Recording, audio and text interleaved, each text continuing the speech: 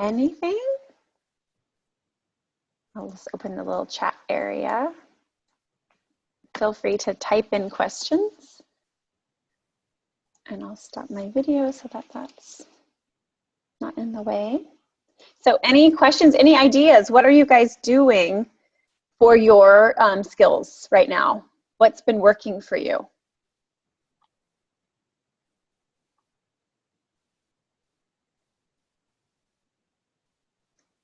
So how many of you, let me do a little poll here. I'll just say,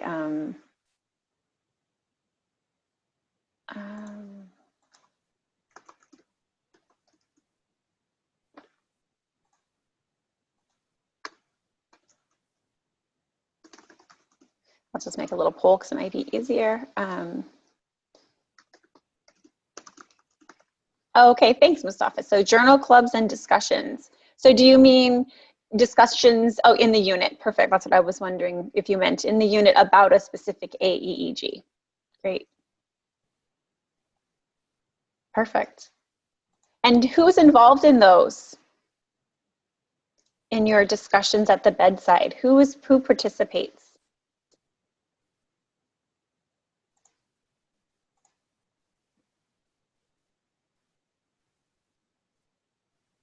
And then Anand, you're saying use of aEEG in preterms.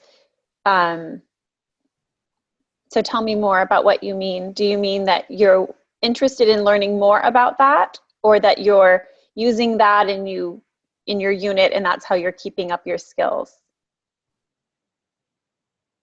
And Mustafa, okay, thanks, great. So you're mentioning junior doctors and nurses, great. Yeah, I think the bedside rounding is really really key for that. And especially, you know, I think as a nurse, right, if someone orders it, you know, we want someone to be using it. And so when we come by and someone is looking at it, then we're like, okay, this is not for nothing. I'm not just keeping these electrodes in place for nothing.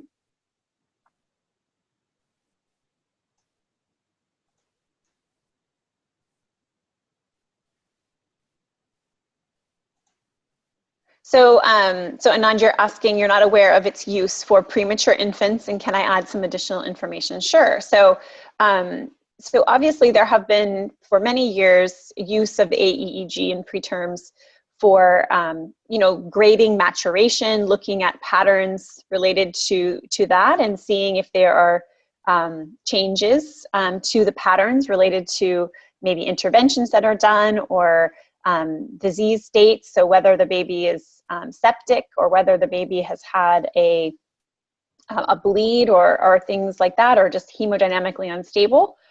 So using aEEG in preterms has usually been, you know, similar to a vital sign monitor, right? So just looking for trending. What we're finding now is that there are some of our aEEG monitors, so some of them can count the interburst intervals, and some of them can do some, you know, kind of automated grading of the scales. So, you know, kind of background classifications happening. And what we know from that is we know there are really three main features of a preterms aEEG that are predictive of negative outcomes. So in a previous month, we talked about the ill aEEG. So ILL, an ill aEEG. So an ill aEEG, or one that's predictive even for term babies and hypothermic babies, but really strongly for preterm babies. The three features of aEEG that will help to guide you will be intermittent uprisings. So intermittent uprisings of your aEEG, AKA, or also known as seizures. So seizures is very predictive. Second would be a loss of cycling.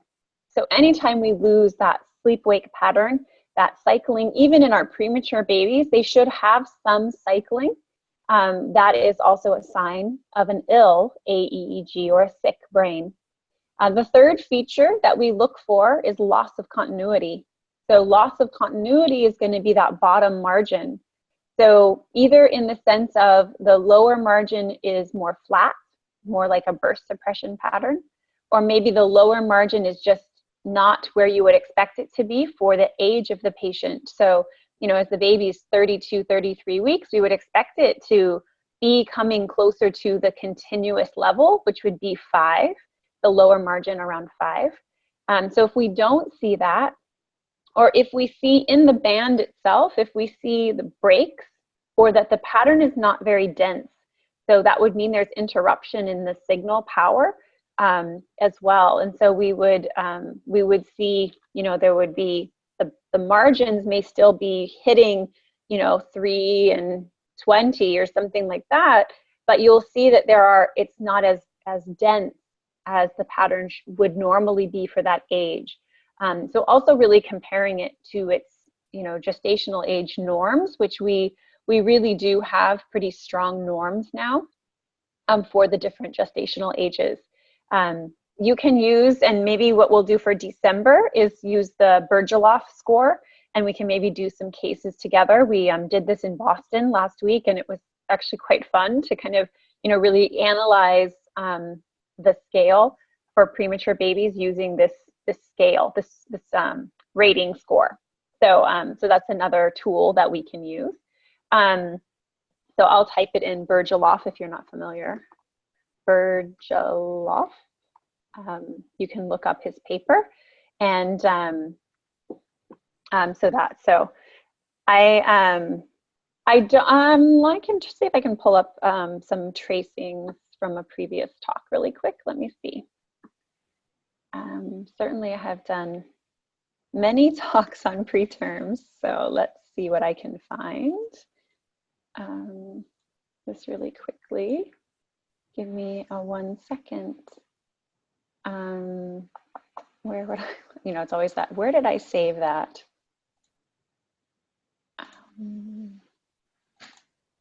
Let's see here.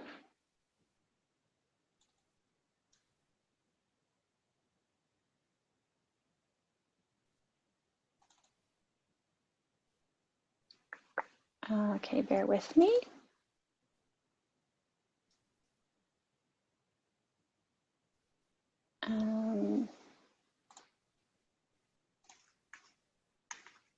So let's say something like this. So this is actually a great paper. If you've not seen this, this is one of Dr. Shawnee's papers out of Israel. So this is, let me see, I think I'm covering up the,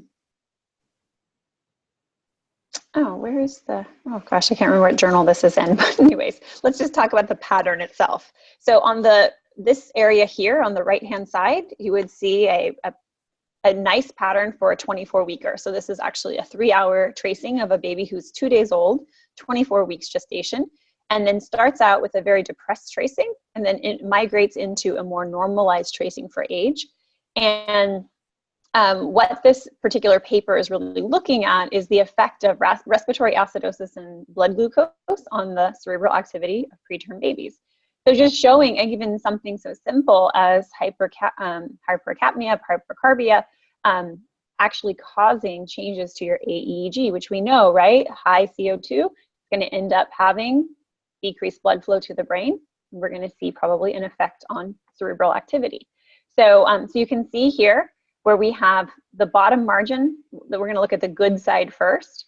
You're going to see lower margin, there's some variability, there's some periods where it's reaching even as close to 4, but it's not flat and it's not really low. And for a 24-weeker, you know, we'd like to see some variability, and then we should see a lower margin that is less than 5, but not 0, obviously.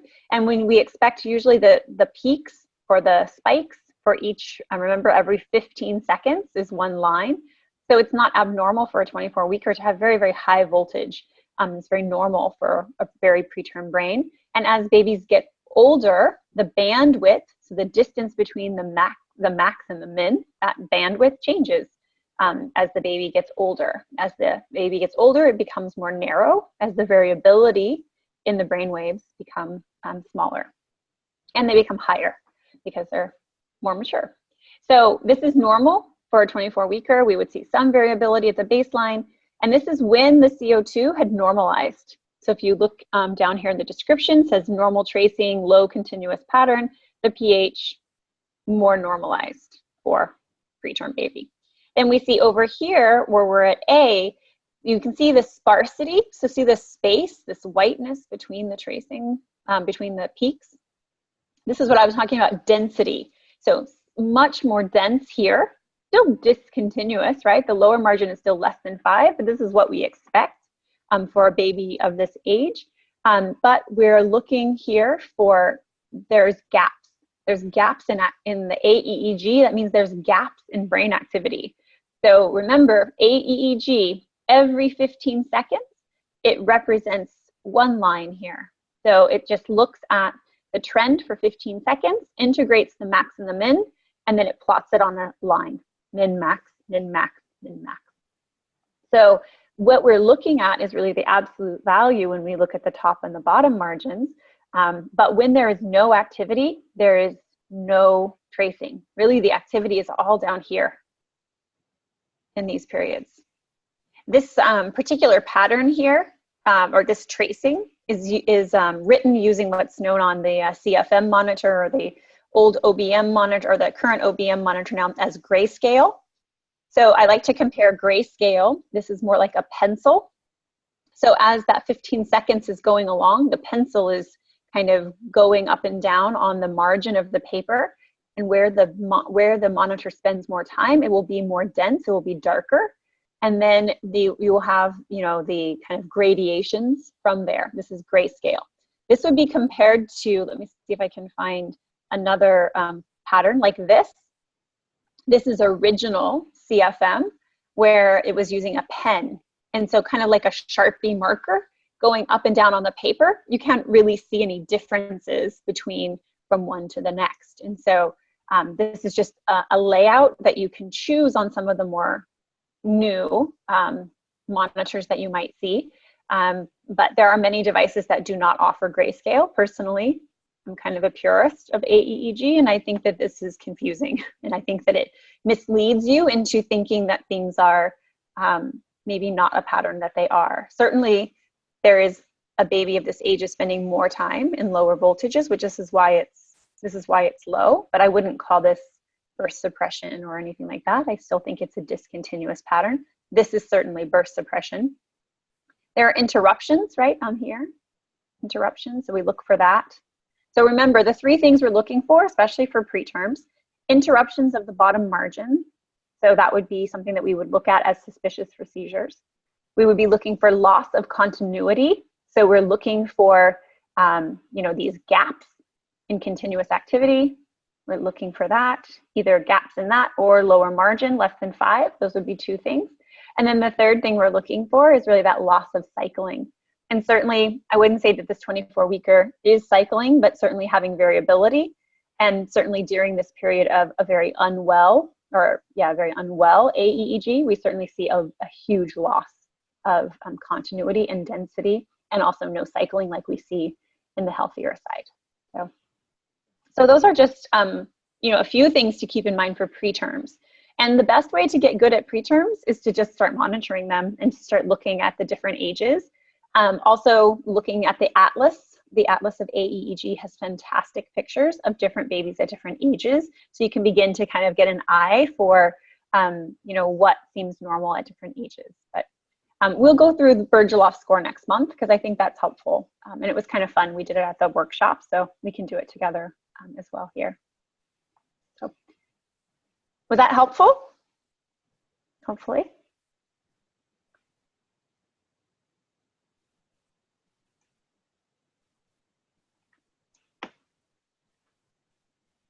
Okay, great. So how many of you are actually using aEEG on preemies as a routine? You can raise your hand in the little participants area, or say yes, no, or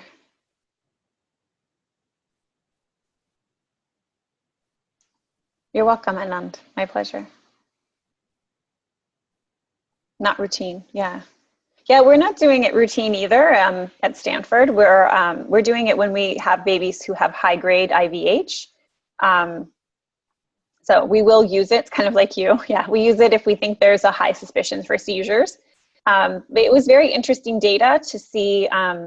Terry Ender presented some very, very compelling data at her hospital there at Brigham and Women's, and also from St. Louis Children's, on the incidence of seizures in that first 72 hours. In some cases they're treating, in some cases they're watching. But certainly I think the more we look, the more we find, and the more we'll learn, and the more we'll research, and we'll understand more what to do. So I think it's an interesting population that I think the evidence is certainly coming on what to do. And you know, she's a really huge proponent of the first 72 hours. And so if you know, history repeats itself, I think some of her guidelines tend to trickle out to all of us. And we probably will see more monitoring of preterm babies, especially as the data is stronger and stronger. So, well, great, thanks. That was a fantastic question. Thank you, Anand, for bringing that up. All right, well, I will wish you all a very happy Thanksgiving from us here in the States. If you are celebrating that with your, yeah, okay, aEEG and hypothermia. Sure, we can do that next year. We'll do that in January. We've definitely talked about that in the course a lot, and we can review that. Well, we'll ring off for today. Yeah, this is just a 30-minute call, so I don't want to keep you guys too long. But feel free, you can email me any suggestions for future topics. I love that. I'm always racking my brain on what's best for that. But absolutely, thank you for being here, everybody. And again, happy holidays. Stay safe wherever you are, and hopefully I'll see you back after my my tour next week and the holidays. So anyways, take care.